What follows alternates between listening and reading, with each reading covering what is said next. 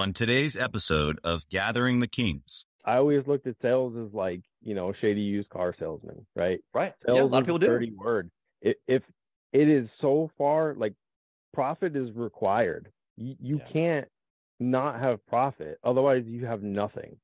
Yeah. My goal is, how can I make as much money possible by doing this better than anybody else and making my customers happy that they paid what they paid for what we gave them. You are listening to Gathering the Kings with Chaz, Wolfe, featuring fellow 7, 8, and even 9-figure business owners who have real battle scars from business and life, but have prevailed as the king that they are designed to be. We welcome high-performing entrepreneurs to the stage in order to reveal the real of the real on what it takes to build a successful business today. We dissect the good and bad decisions they've made along the way that give a true and accurate picture of the journey of success and how you too can get there. Through this dialogue, you will learn the value of growing your network and surrounding yourself with power players and kings like today's guest. Grab your pen and notebook because we're about to dive in. What's up, everybody? I'm Chaz, Wolfe, Gathering the Kings podcast. I'm your host. I've got Greg Giaquinto here on the King stage. My bearded brother, how are you?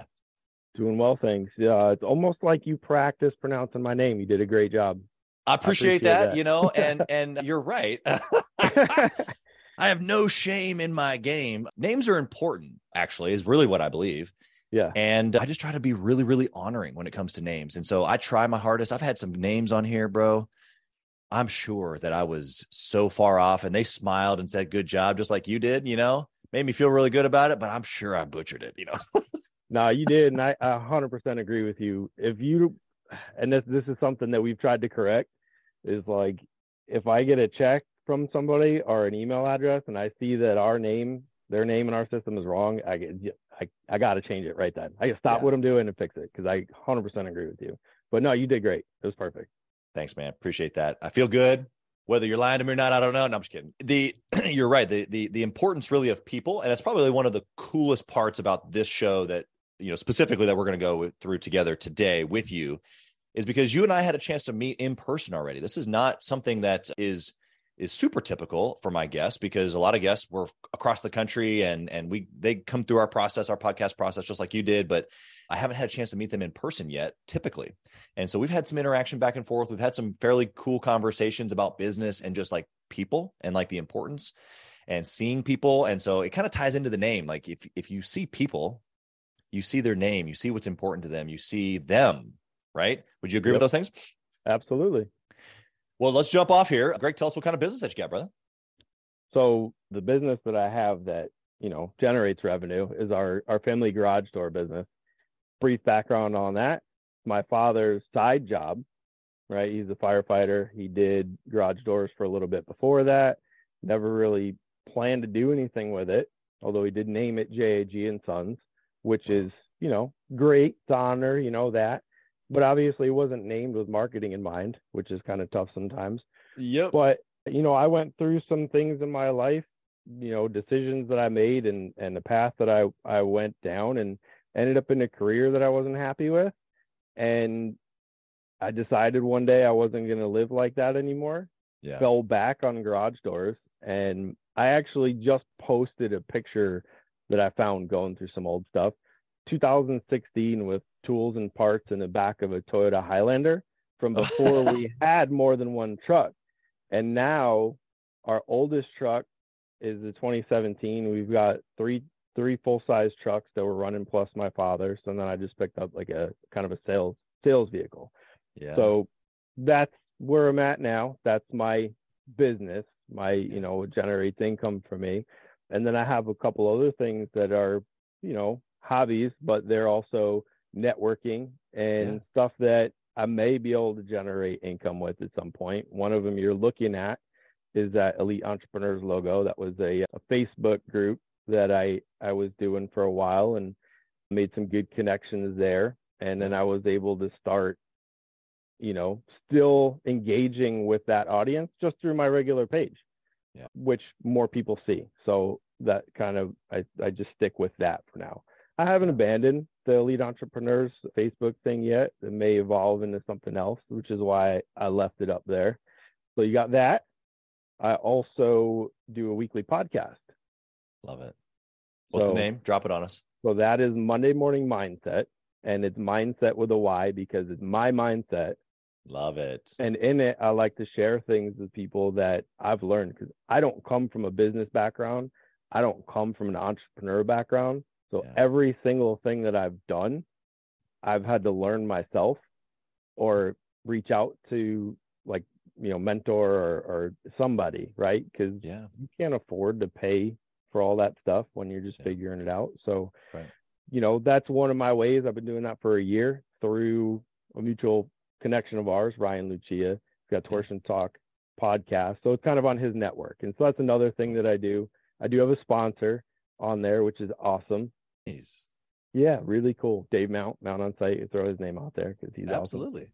We need to get Dave on this show, apparently. You could. He's a part of this kind of movement, I'll call it, that I'm also involved in. We're trying to bring the garage door world up to speed with like HVAC, plumbing, electrical. And there's a huge gap in education, which Dave is actively filling. And that's also something that I'm passionate about, is, bettering the industry for all of us. Yeah. So, we've already connected on this vein. Obviously, some of my team members and you are in talks about doing some conferences together, us coming to the Northeast and serving some other door owners in your area, and even maybe doing something cool with your team. But the reality, like, our like-mindedness there is like what you just said, is like, okay, there's an industry that maybe from history's past is a certain way. But the cool part is that there's people in there. Like, it goes back to how we started this podcast, right? They're just great people. A lot of times, guys, like you said, with not necessarily like a business or a corporate or like a structured background. And that's guys like me and you, single mom family, had no one to teach me business.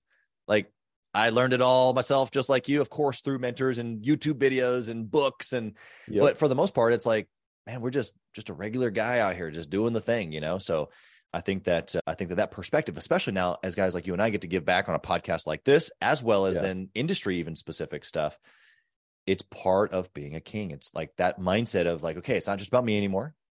There's other people that are counting on me. Would you agree with that? 100%. And that's one of the, like, you use the word perspective a couple of times there. That's one of the themes. That's one of the big things that I always come back to on my show. It is a short show. It's just me. It's not for everybody, but it's for some people. And those are the people that I'm looking to connect with. And that's what it's about. And that's cool. People, 100%. Networking, 100%. Mentors. There's nobody, maybe there's some people, I won't discount everybody, right? I can't speak for the whole, but there's nobody gets where some of our people that we look to, or there's people that look to you, there's people that look to me. Nobody in this process got there by themselves. Right.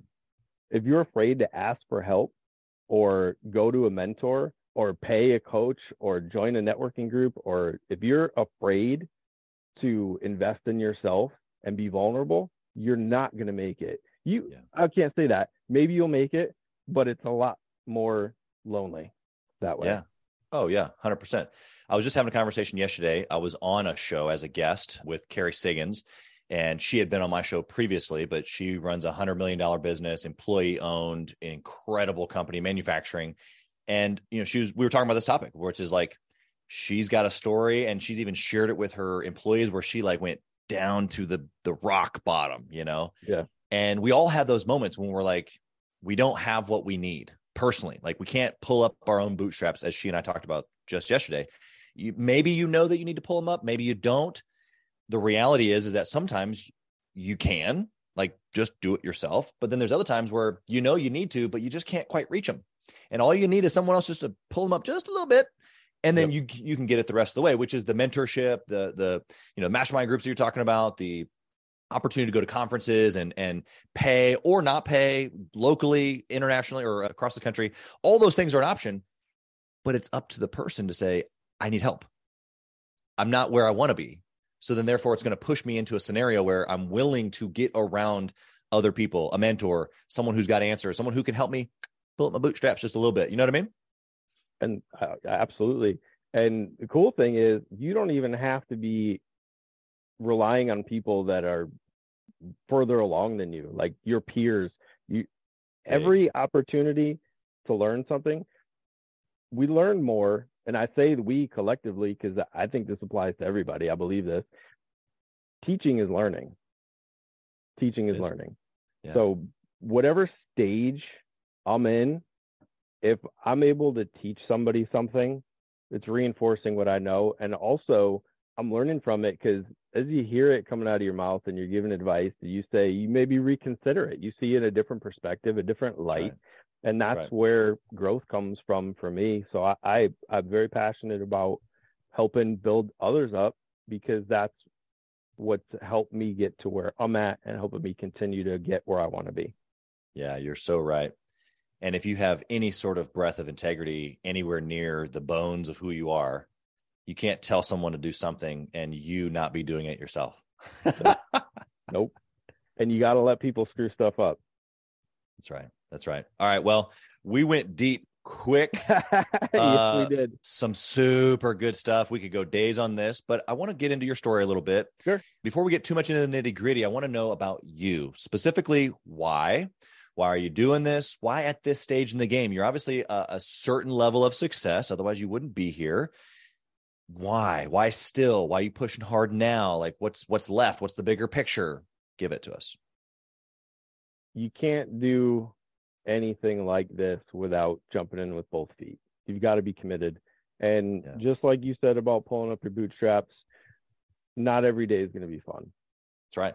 If you ask an entrepreneur, a business owner, or anybody who's into any level of wanting to grow, they will give you cautious encouragement, I would say, because you know as well as I do that not every day is a good day.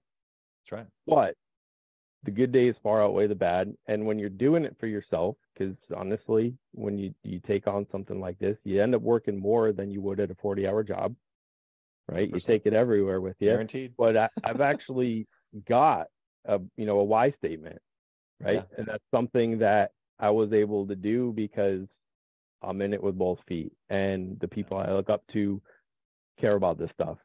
And sometimes you don't always see it until I kind of had a revelation one day, and this is just in the back of my mind all the time. And so my why is to provide an environment that enables me to be the best version of myself that I can be, to be truly great at something, and to inspire those around me to excel at the things they want to be great at.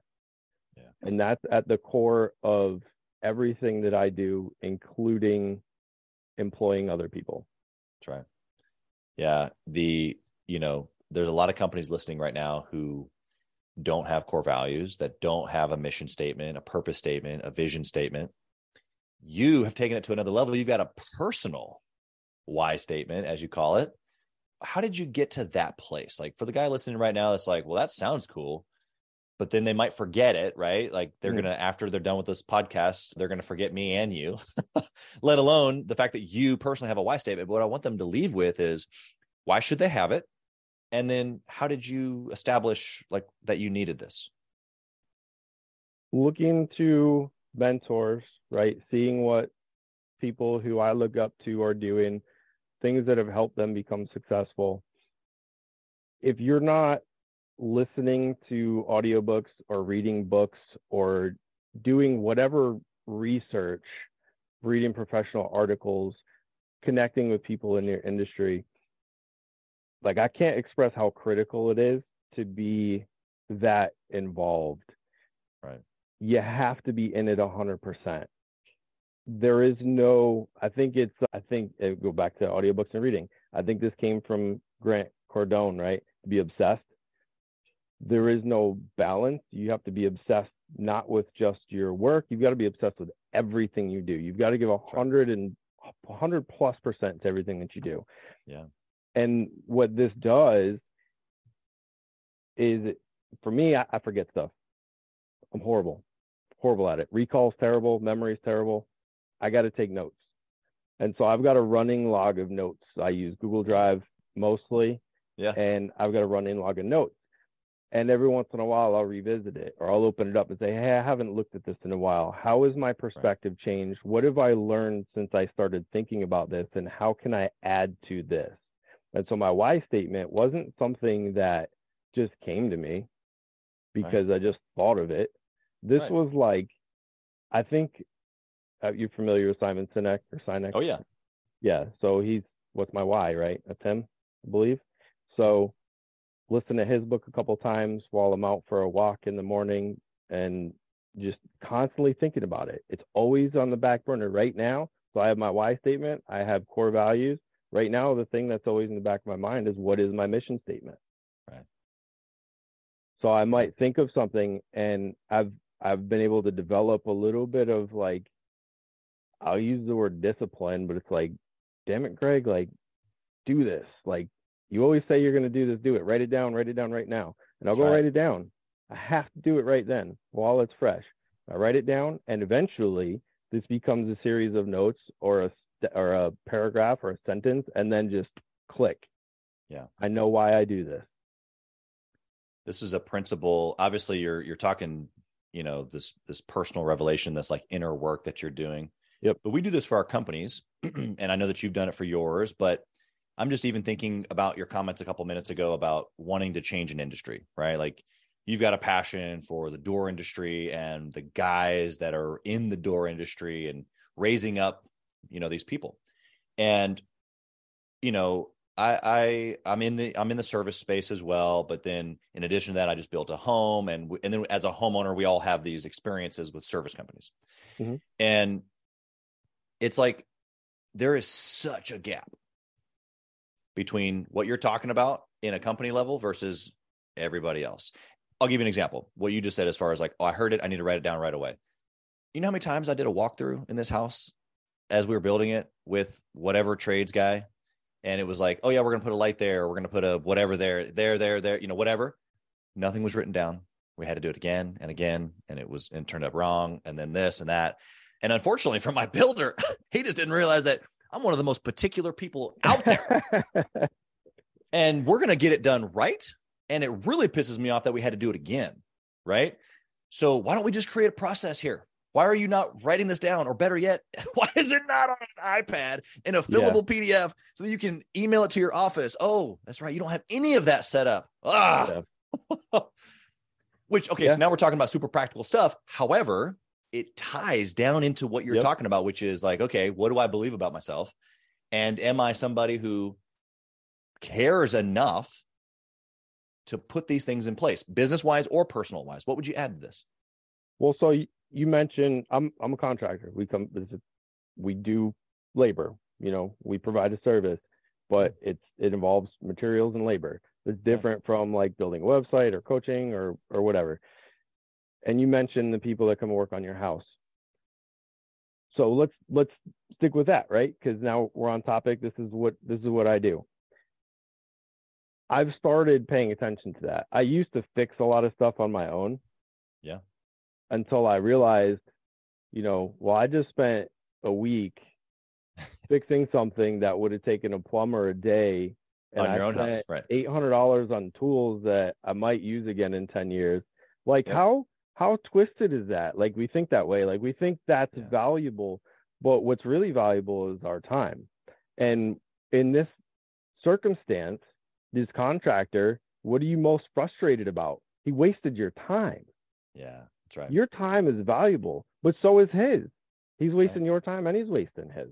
Yeah, exactly. So there's so much software out there, and it's so easy to use. We use a software for our, it's like a basic CRM, and we use it for scheduling and our price book and everything. And it's pretty intuitive. The technicians, which there's contractors, technicians. I find that people who work with their hands and who are really good at their hands are really bad at returning phone calls and writing stuff down. And I know 100%. This because that was me. Yeah. And And when I learned that this is a weak point, and then watching how my father does things and take a note on a napkin from his driver's seat, and then like, oh, hey, gotta start somewhere. I never called Chaz back about that light fixture. I totally forgot. Where's his phone number? I can't find it. I know I wrote it down, and it's on a napkin that's rolled up in a ball under his seat. And that doesn't make him a bad person. It doesn't make him a bad contractor. It doesn't make him bad at his job. It just makes him bad at writing stuff down and following up. Yeah.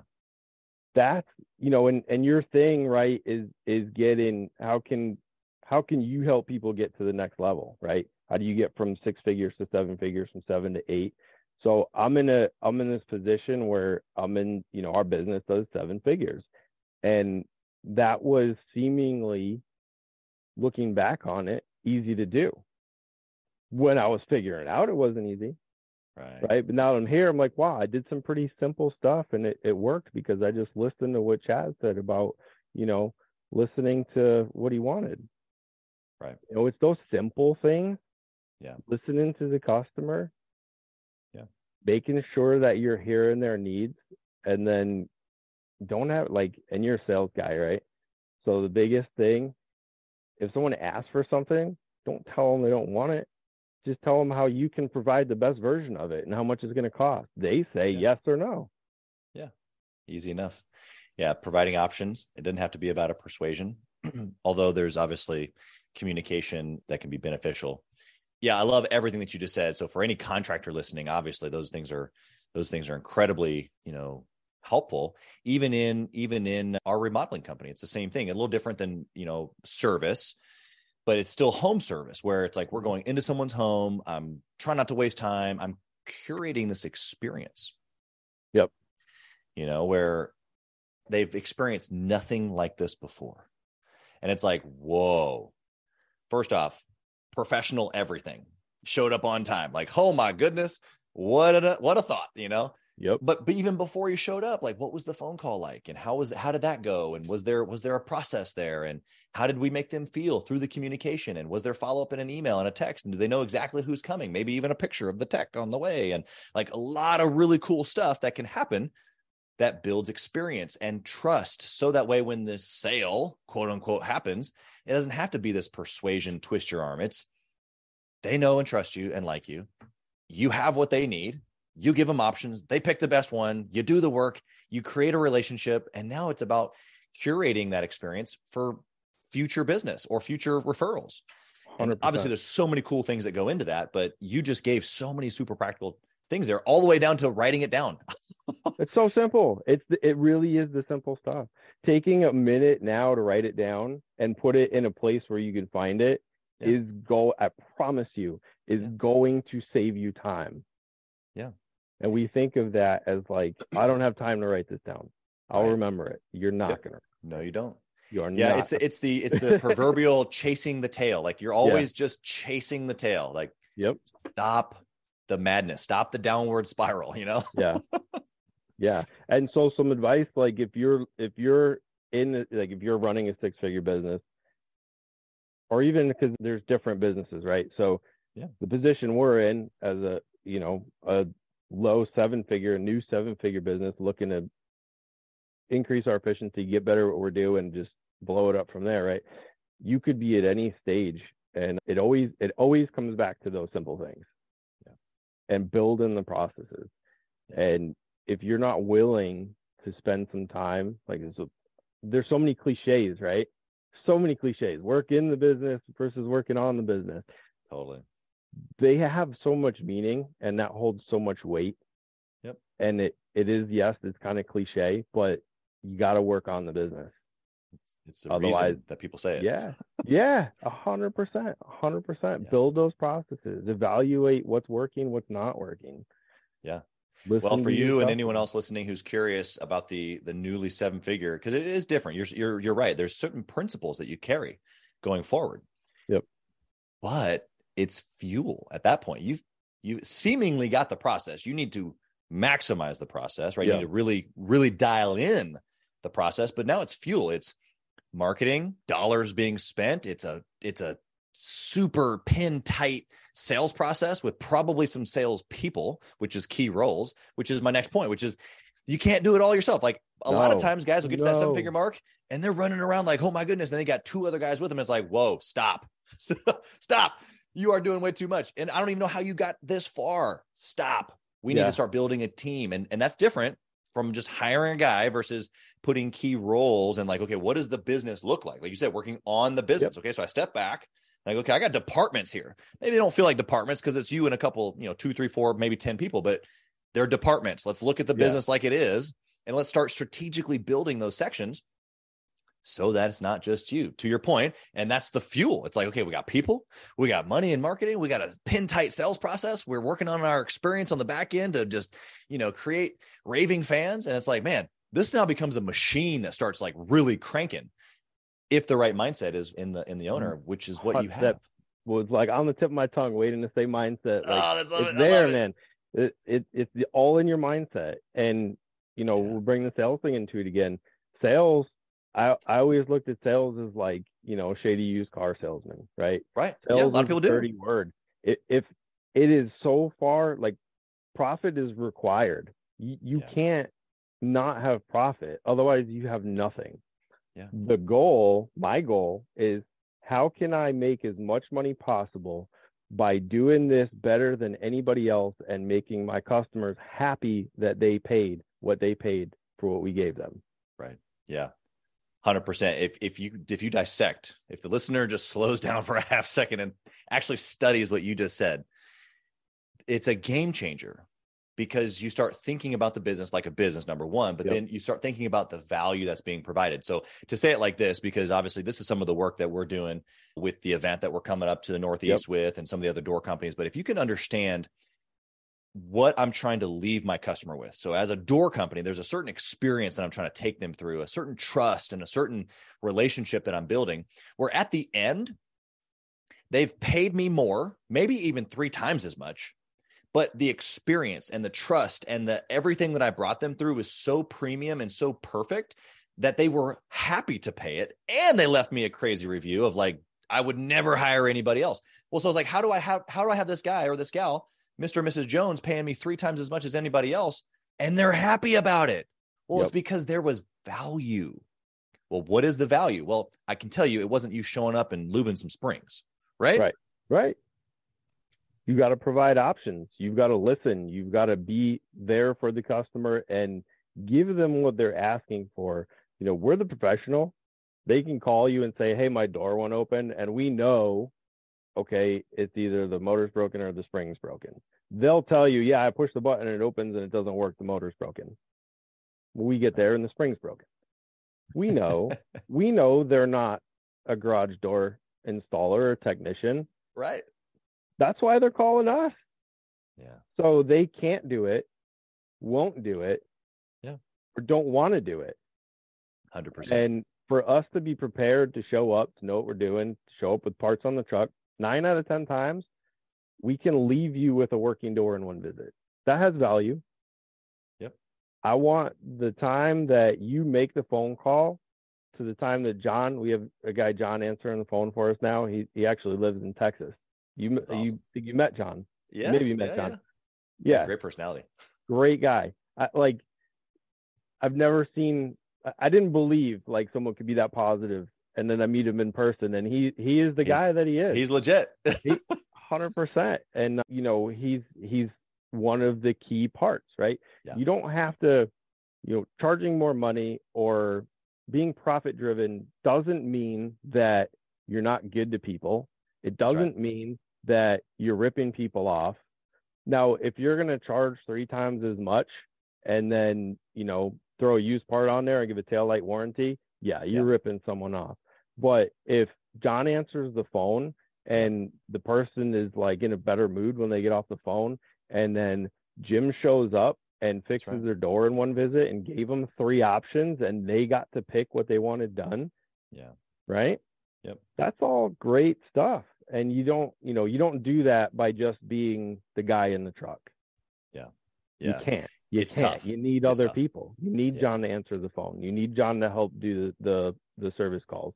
You need, and I like, so with the contractor stuff, we talk about pipeline, right? Oh yeah. Yeah. You have a sales pipeline, right?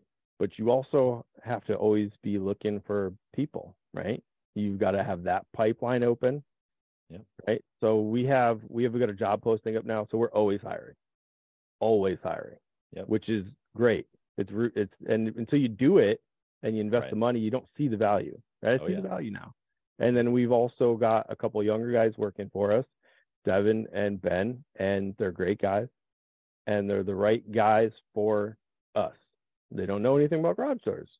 But if you got a good attitude, you willing to learn, I will give you whatever resources and opportunities you will take advantage of.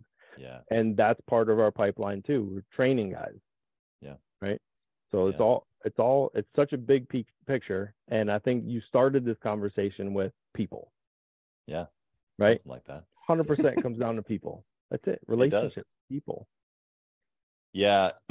Greg, I don't do this often as far as like really share like personal stories or even from my business often in the show. But I think that because we're talking contractor, I want to flip the coin and make it so relatable, because a lot of contractors feel that, well, if you're not in my business specifically, then like I'm shut off. I don't listen to you, which is fine. There's value in industry specific detail. But what we're talking about is experience. What we're talking about is sales process. What we're talking about is people development. Like these are all business concepts that every business goes through. So I'm gonna give you a quick little story with Edible Arrangements. Retail franchise. I owned 7 of them at one point, 3 states, 65 plus employees. And oftentimes when someone walks in to an Edible Arrangement store and one of my folks is working there and they take an order, or it's over the phone, right? And it's Grandma Betty. She calls in and she's looking for a fruit basket, right? And my team member has 2 options. We can sell to them maybe what our pocketbook tells us to sell from, or we can help them get exactly what they want, which could be the same. It also could be much more. And so in this example of Grandma Betty calls in, she's looking for a basket. We don't really ask why. We ask for maybe a couple people and we get her what we call our delicious celebration. Maybe it comes with half the strawberries dipped in chocolate and it goes out the door at $65, right? And it's good. Fine. Grandma Betty does her thing. We have no idea what she's doing with it. It's fine. There's no review left. There's no real much in response. But the other option is this. Grandma Betty, what are we doing here? What do we need a fruit basket for? Well, my grandson, Johnny, is playing in the soccer tournament this weekend and they're playing in the championship game.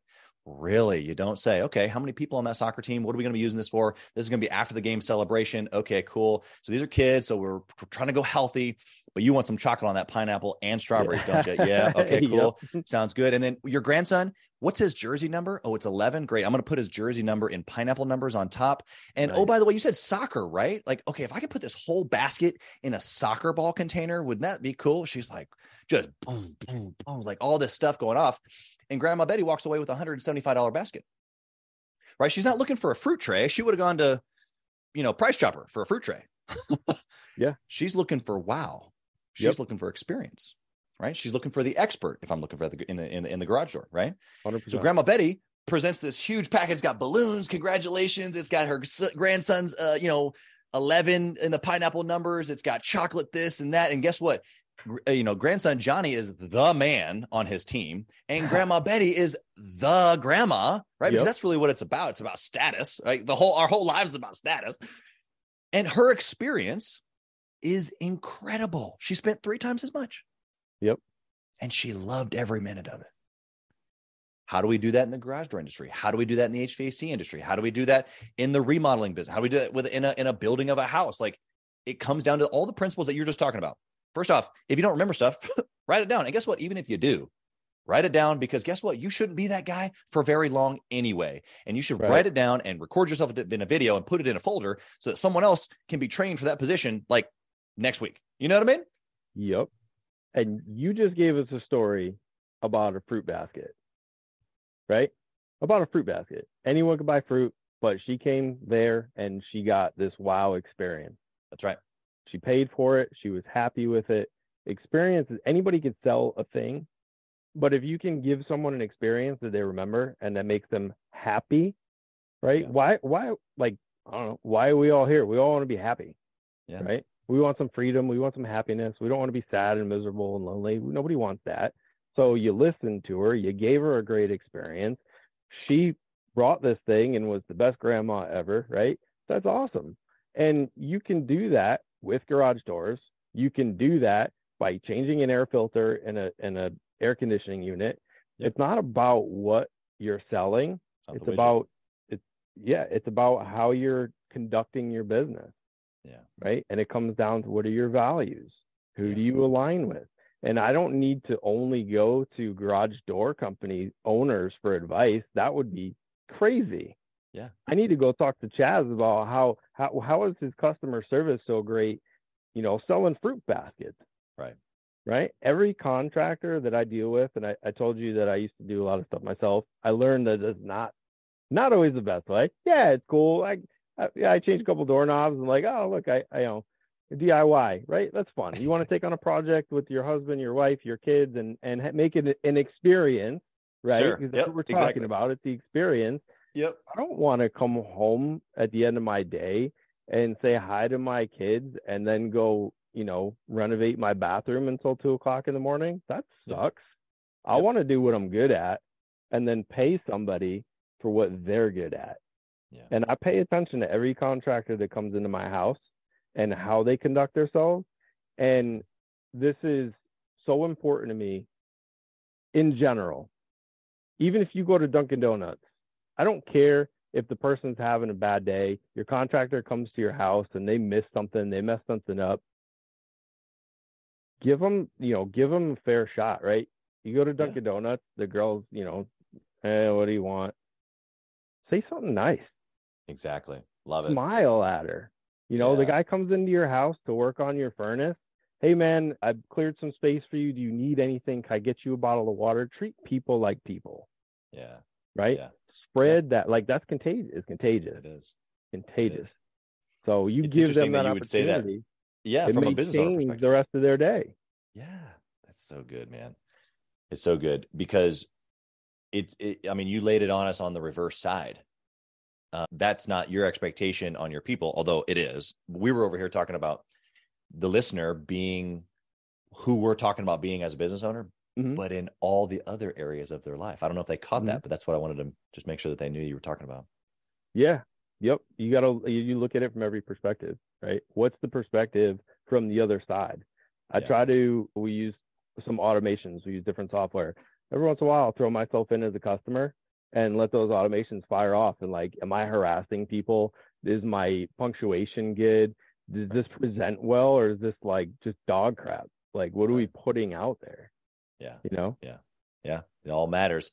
Okay. I want to go practical on you again. Yep. I want to talk about a good decision that you've made, something in the business that you can look back on and go, dude, this one thing that I did, I'd do it over and over again. Hire someone.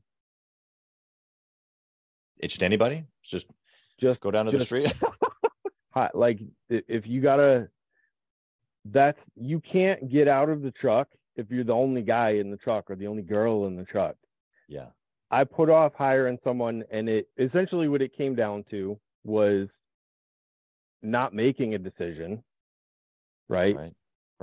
Maybe not having the confidence. That is the worst decision you can make, is not making any decision at all. And when I say hire someone, you do your due diligence. Don't, I knew you were kidding, but you got to find, the right person. If you can't find the right person, find someone that you can train. Have your pipeline full for team members, just like you have your pipeline full for work or for sales. You got to have that pipeline full too. And so if you're the only person and you're putting off hiring somebody, you have to hire someone. You can't not. And once I hired someone and got them out on the road, and there was growth. Yeah, there was mistakes made. They made mistakes. I made mistakes. You can't do something. I used to think you had to know how to do it before you could do it.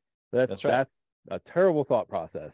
Yeah. You got to have a plan, and you got to try, And then if it doesn't work out, you got to figure out why and try something else. Yeah. But definitely best decision I made early. I mean, I waited too long to hire somebody. That was the first decision that I made that had a big impact on the business. Yeah. Love it. What about a bad choice? Something that you did that was a disaster? We'll just take it back to the same thing, waiting too long to make a decision and thinking that I had to know how to do something before I knew how. That is the worst choice that I made in this whole process. I wouldn't nail it down to like, I didn't like spend $1 million on inventory that I never used. You know what I mean? There wasn't like one bad decision. My bad decision was choosing not to make decisions. Yeah, that's really good. I want to dive in just maybe another 30 seconds or so to I didn't think I thought that I had to know it before I could do it. I share this with you because it's actually why, at 24 years old, I was looking at businesses. I had looked at everything, bro, like service companies. I looked at furniture. I looked at franchises. I looked at smoothies. you name it, 2 years almost. I looked at it. Sales background, a single mom family. So not handy whatsoever at this point. I've become handy, landlord, real estate, owning my own company and my own home, so I still don't hire it though. But going back here, I'm not handy. So I stayed away from the home service industry because I'm like, well, I don't know how to install a garage door. I don't know how to put on a roof. I don't know how to clean. I didn't know any of that. So that's actually what it didn't deter me, but it pushed me towards more something that I felt like I could pick up on easier. Like, well, I can build a fruit basket. You cut some fruit, put it in there, like, whatever. And so even though that was limited mindset, like what you're talking about, it put me on a trajectory. It's fine. I obviously think differently now, but what would you say to that guy listening who's in that same boat that we were, which is like, well, how am I supposed to do that if I don't know? How am I supposed to train it? How am I there's all these questions that we have, right? Like, what would you say? You can kick the tires all day and you can kick that thought back and forth as long as you want. And nothing will ever, ever, ever happen. Nothing will happen if you just stick with that. So for me, I was familiar with garage doors. I said, okay, how can I take garage doors and make money with it? And then I had this, some eye-opening experiences that, hey, people can really make money doing this. And then I say, okay, I'm going to try and make this a business. I didn't say, I'm going to open a garage door business. I said, I know how to put in a garage door. Let's see where this goes. Let me start. And that was the path. You said, I don't know anything about installing garage doors or put it in a sink, and you chose a path. But what did you know about making fruit baskets when you made that choice? Right. Well, nothing, but I knew how to market and to sell, right? Previous retail experience and previous phone sales experience. So I knew I could close deals. That's what I knew. So you took something you were familiar with and some things that you knew and applied it to something that you don't know.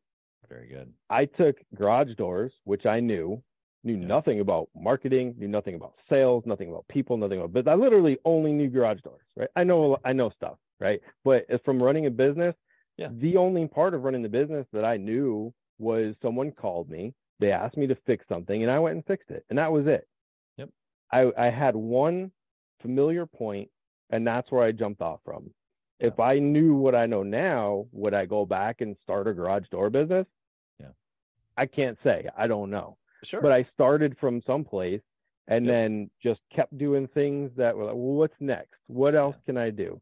Just how can I make this better? So you have to just, again, not making a decision is a really bad decision.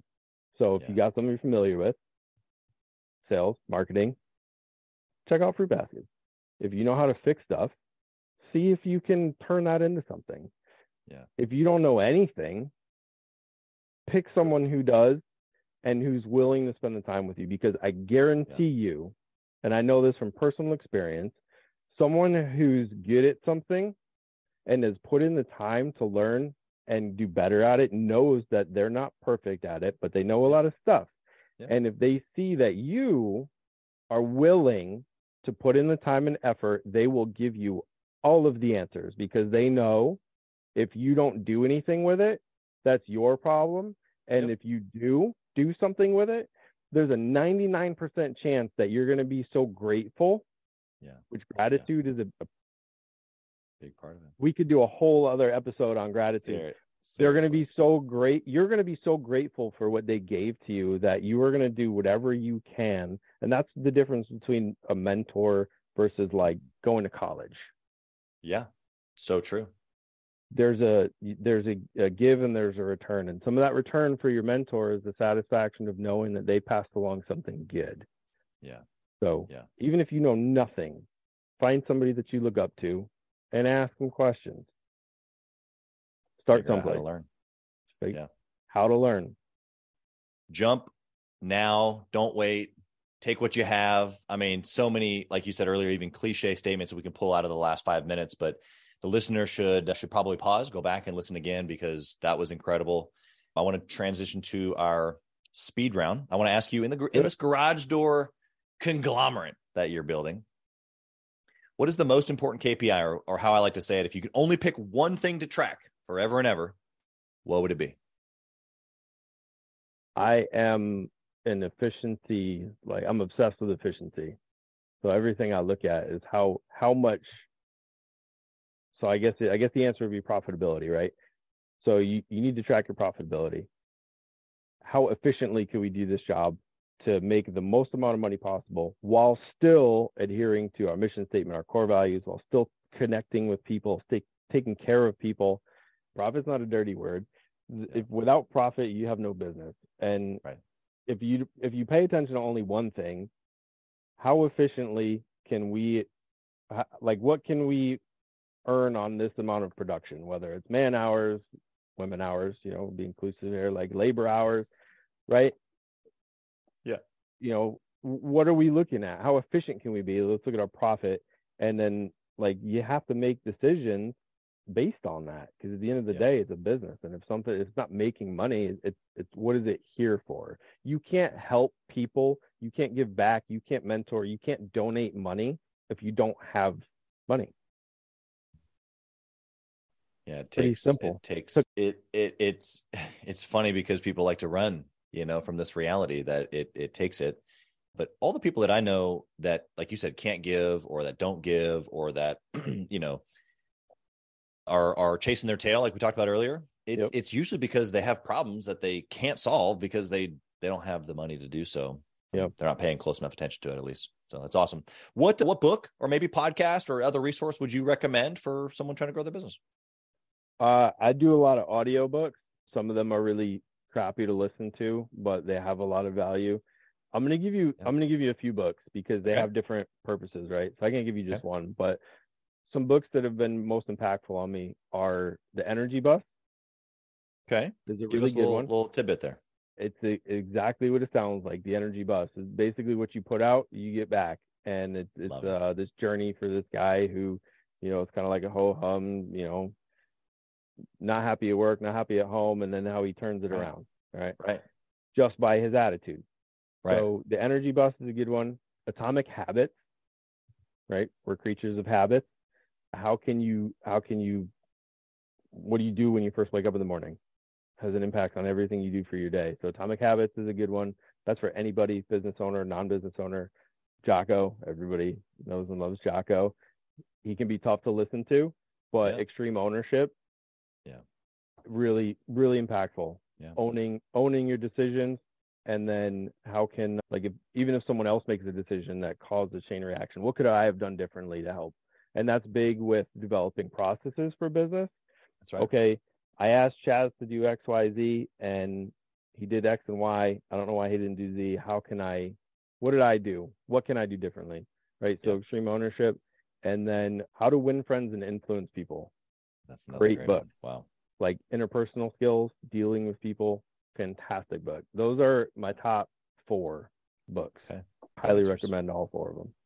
Yeah, we'll put links to all those in the show notes for the listener. But dude, what a gamut of classics, and yet so practical. And you kind of, I don't know if you realize this, but you kind of divvied up the different angles, of what it takes to be successful. And you're right. It takes ingredients from all those things. So I appreciate that. What are your thoughts on intentionally networking and or masterminding with other entrepreneurs? if you're not doing one or both, why? Yeah. I don't see the value in it. I don't know. Why do I need to do it, Greg? Why are we here right now? You know, we're here. We're doing it right now. Networking. I met you at a paid networking event that I went to, and we're all here to help each other. And networking, there's networking with peers and whatnot, but mastermind groups and paid networking groups, someone is driving it, and someone is being compensated to oversee the whole thing, which has value, and it helps connect like-minded people, and it helps. I've learned so much through networking, mentorship, and like I'm in a peer networking group that I pay to be in, and it's like I see the value. You have to trust it at first. Yeah, that's true. Maybe you know, you give it a shot. Maybe you try a couple networking groups before you find one that's the right fit for you. But I promise you, if you try a couple and find something that fits, you will, even just from a personal growth standpoint. Let's say there's a $0 ROI. The amount of personal growth and friendships and networking opportunity is invaluable. Yeah. You're so right too on the, I've never really shared this in response to somebody's answer here, but you're right. Sometimes it's a group or two that you have to go through first to be able to find your tribe, as they say, maybe, or even in the tribe, you know, like we have this with Gathering the Kings. I find out, you know, sometimes, you know, that a lot of times people think that signing up for something, a coaching program, a mastermind group, getting on a podcast, going to an event, it's like, shoot it to me right here in the arm. It's the magic bullet. And it's not. What's the magic bullet, though? Because there is one. It's the relationships that you just got done talking about. It's the other people, their experiences, their networks, connections, their answers and or questions to you, the tough love or feedback or encouragement, all those things that come from the people.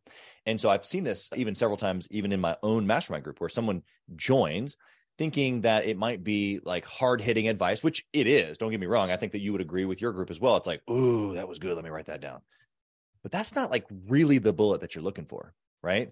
We talk about leveraging time, resources, and key relationships. And that key relationship piece is the ticket, right? So if there was ever a ticket, a golden ticket, you can join as many groups as you want to, and you can hop back and forth and around, but it's about you intentionally pouring into others, even inside of the group, because that's the return.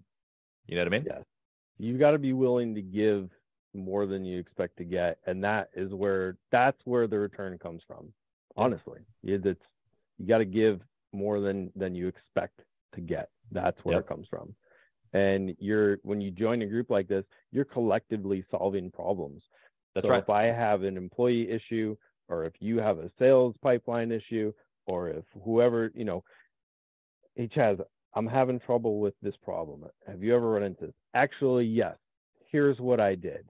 By the way, I'm having trouble with this problem. Have you ever run into this? No, but let's figure it out together. That's right. That's you know, it's a pretty amazing experience to go through. So that's highly recommend it. Like if you're trying to learn and run and grow a business and you're not networking on that level, you need to. I did it for years without it, thinking that, not that arrogantly I thought that I had all the answers necessarily.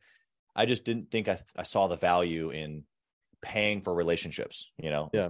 Got a guy, actually a garage door guy in our group. And he said to me, this was just a couple months ago, he just joined, and he goes, you know, I didn't realize this, but what I needed was friends.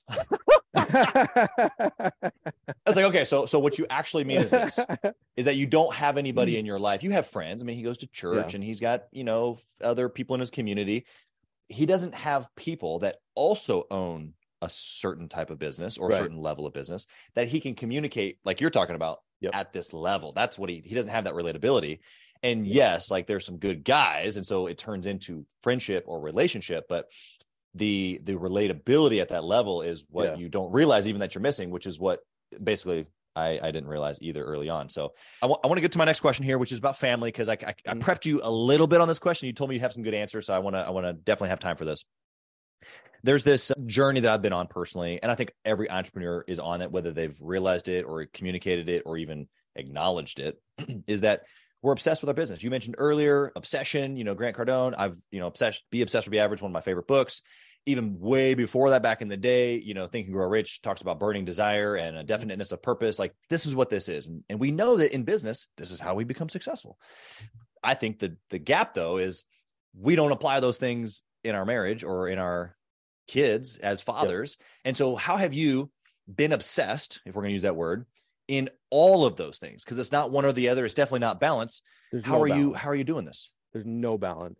There's give and take in everything we do in life. And I'm fortunate.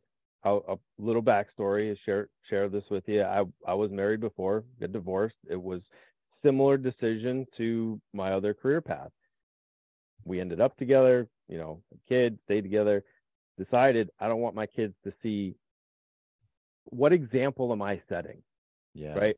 I don't want them to think that this is what a healthy relationship is. And that was my final straw that made me decide this is it. Whatever fallout there is, I'll just deal with it. But This is the decision that I need to make. And I made a decision and I stuck with it. And it was a good decision. Was it easy? No. But I made it. Led to me meeting and marrying my best friend. Yeah. Okay. So I know not everybody's fortunate to have, the relationship that I have. Same with business. Not every day is good. Right. Not every day is good. But some days are, you couldn't imagine it better. And then the rest of the days are in between are also good. They're good days. And there's give and take and there's respect. And the same values that it takes to run a successful business, it also takes to be successful in your home life. Right. Pay attention. And I've actually told my wife this. If I am giving too much attention to the business, I need you to tell me. Yeah. Tell me. Communicate. 100%. Bad news is better than not getting any communication at all. Yeah. And that applies to everything in life.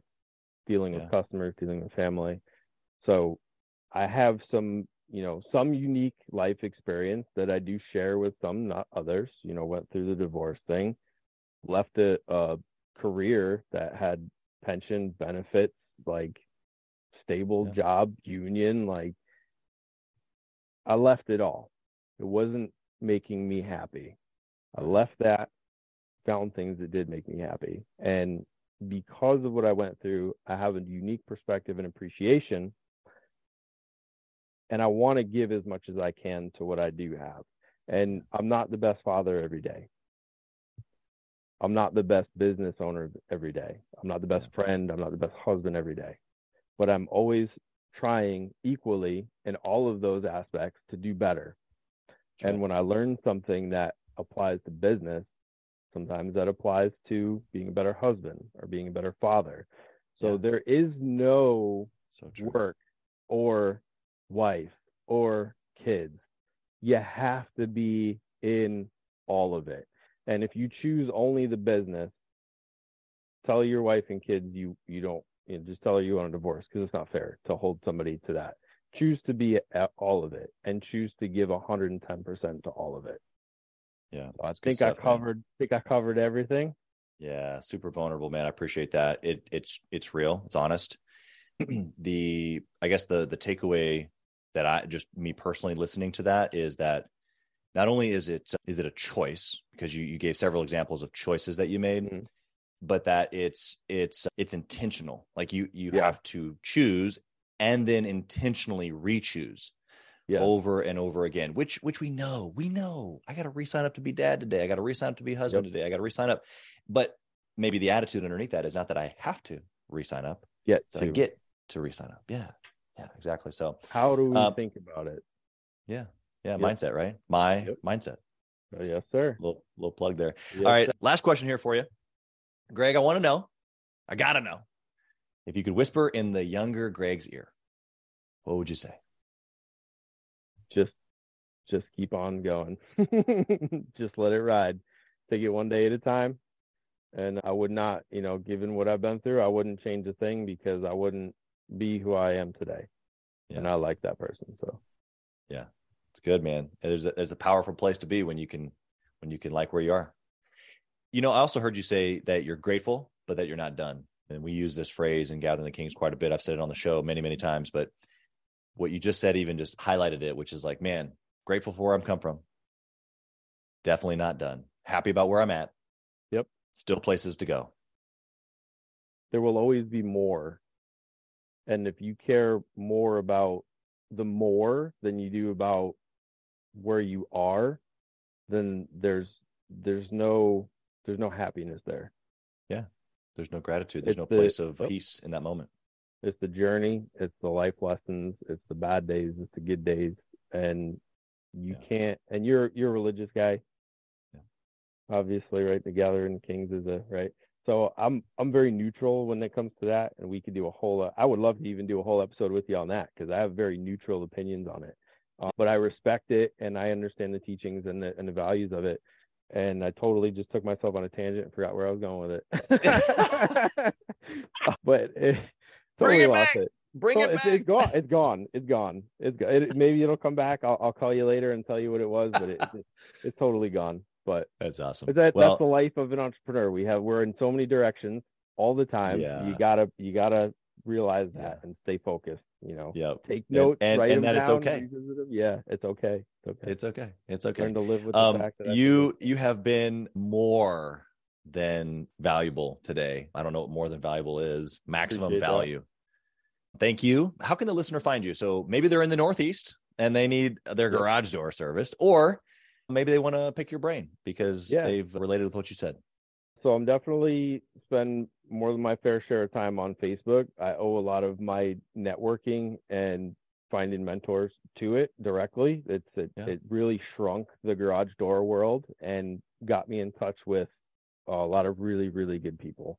You definitely can find me on Facebook. My name is going to be in the title and the notes from the episode, right? But Greg Giaquinto, Giaquinto. You find me. It's a public profile. Our business is J.A.G. It's my father's name, and Sons Overhead Door. We rank very well on Google in our area. My boy Ryan, get it what he does our SEO. You definitely find us by Googling us. And if you call the number that pops up online, you will get one of the most genuinely happy guys that answers the phone if you call between 8 a.m. and 3 p.m. Eastern. And, he'll direct you to me. I'm not giving you my personal cell phone number. But business number is 203-456-9133. So for all of your garage door needs in and around Connecticut, call me. If you're not in Connecticut, call me, and I guarantee you I could find somebody in my network that can help you out. Awesome. Because we work like that. So it's a pretty tight group across the country as we're learning. So Greg, again, you've just been incredible. Thank you for giving of your time and of your just knowledge and experience upon your family, upon your business, all the things that you have your hand to in 2023. Thank you so much for being here. Appreciate you, Chaz. Thank you, man. Thank you for listening to Gathering the Kings today. I hope that you were able to pull out a few nuggets to go apply into your business right away. More importantly, though, I hope that you're realizing that it takes more to be successful than just being by yourself, doing it all on your own, carrying the weight all by yourself. What I have realized, not only in my own journey from multiple businesses and multiple different industries, and now interviewing literally over 200 or 300 other very successful 7, 8, and 9-figure business owners, is that it's tough to do it alone. And so Gathering the Kings literally exists to bring together successful entrepreneurs. In fact, we are putting together 1,000 kings, specifically who are grateful but not done. We're intentionally assembling kings who fight tooth and nail for their business, family, and communities. And here's what we believe, that in the pursuit of excellence in those areas, that it ignites within us the responsibility to govern power and forge a lasting legacy. So if that relates and resonates with you, and you know that you need people around you, sharp, qualified, other very successful business owners, I want you to go to gatheringthekings.com. I want you to take a look at what we're doing and see if it makes sense for you to be part of our pursuit to 1,000 kings. Talk soon.